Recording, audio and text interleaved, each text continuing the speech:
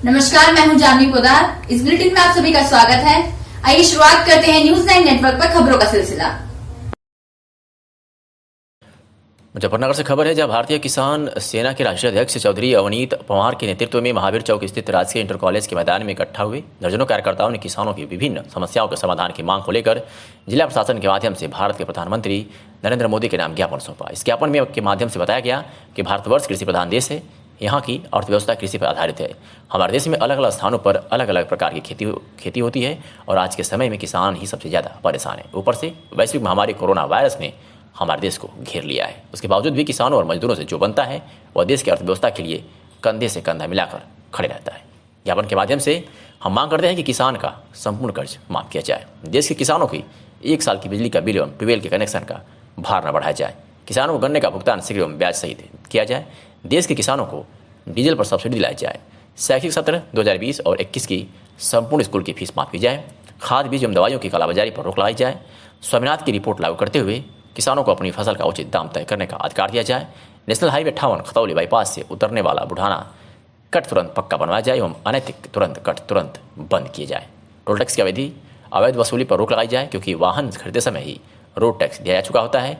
इस ज्ञापन के माध्यम से हम मांग करते हैं कि हमारी उपरोक्त मांग को जल्द से जल्द पूर्ण करने का आदेश जारी करें, अन्यथा भारतीय किसान सेना मजबूरन संपूर्ण भारत में आंदोलन करने पर विवश होगी। जी अध्यक्ष जी, आज आप लोग ज्ञापन दे रहे हैं, धरना प्रदर्शन कर रहे हैं, क्या है पूरा मामला? भैया, गन्ने की पेमेंट नहीं हो रही, हर साल का यही ड्रामा हो गया। सरकार को अनुरोध करते रहते हैं, ज्ञापन देते रहते हैं, कोई हमारी बात सुनने को तैयार नहीं। किसान तो जब ही सड़क पे उतरता है जब बात नहीं मानते, तो इसलिए किसान सेना आज सड़क पे उतर गई है। तो आज आपके ज्ञापन के माध्यम से मुख्य मांगे क्या है? मुख्य मांगे तो हैं, गन्ने का पेमेंट तत्काल एकदम चाहिएगा, वो भी ब्याज सहित। दूसरा, हमें चाहिए कि खाद और बीज जिसपे कालाबाजारी चल रही है ये बंद हो। तीसरा, हमें चाहिए बिजली के जो बढ़ी हुई दरें हैं वो वापस हो जाएं।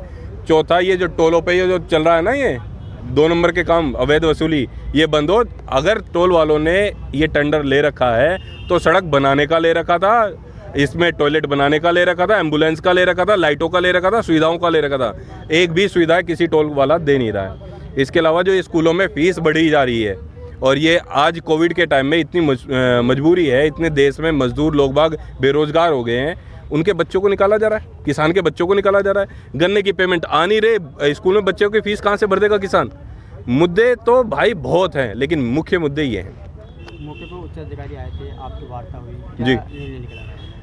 मुख्य अधिकारी जो आए थे भाई, वो तो सब टरकाने के ही काम करते हैं। हम चाहते हैं हमारी बात डीएम साहब सुने, हम डीएम साहब तक अपनी बात पहुंचाने की कोशिश कर रहे हैं, ये हमें रोकने की कोशिश कर रहे हैं, बस ये बात हुई है अभी तक। तो अध्यक्ष जी, आए दिन ज्ञापन दिए जाते हैं गन्ने के भुगतान को लेकर, लेकिन सरकार के कानून को क्यों नहीं चली? क्या भाई जूनी रेंगरी, जब तो ये आंदोलन पे विवश कर रहे हैं हमें, नहीं तो हमें सड़क पे आने की जरूरत ही कहाँ थी। विवश कर दिया इन्होंने।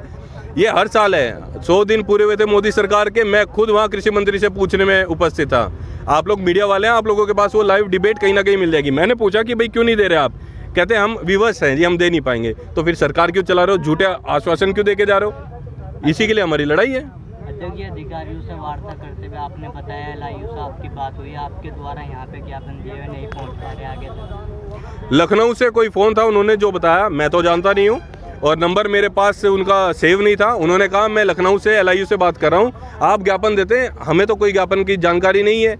अब इनको जानकारी नहीं है, इसका मतलब ये ज्ञापन पहुंचा नहीं रहे हैं। ज्ञापन नहीं पहुंच रहे तो हमारी बात कैसे पहुंचेगी आगे तक? अब आपका धरना कब तक जारी रहेगा? धरना बिल्कुल नहीं दे रहे हैं हम अपने सहयोगी से, अपने किसानों से, अपने लोगों से, अपने भाइयों से बात कर रहे हैं कि आगे की रणनीति क्या होगी। हम अपनी बात डीएम साहब तक पहुंचाना चाहते हैं, एक बार बातचीत हो जाए उसके बाद हम अपना निर्णय बता पाएंगे, अभी बताना सही नहीं होगा।